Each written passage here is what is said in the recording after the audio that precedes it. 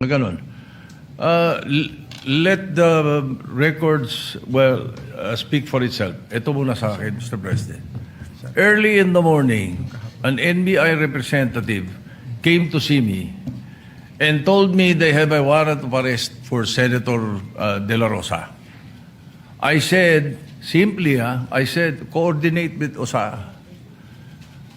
As simple as that. Why? I didn't realize that he was coming.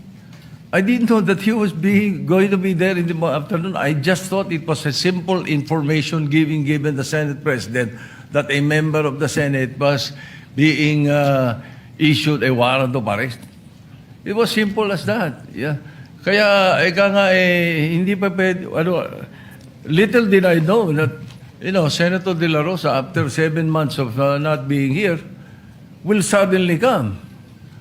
Kaya, ganun kasimple lang yung sinabi ko. Coordinate with the OSA. So, put that to rest. Baka ang iniisip kasi, ang narinig ko, sa intindi ko, pati ang tanong ng media sa akin, pinayagan ko lang lahat yan nangyari na yan. Kung saan sila sabi ganun eh. If I had known that he was coming, if you informed me that he was coming, I would have had a different perspective.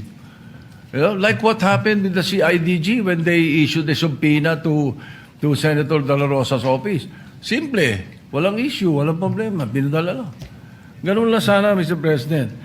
I would not be remiss of anything. And definitely, I will not be guilty of obstruction of justice. Like, for example, in the case of Senator Trillanes, I was majority leader. And when he was holed up in his office for I think about 1, 2 days, 3 days.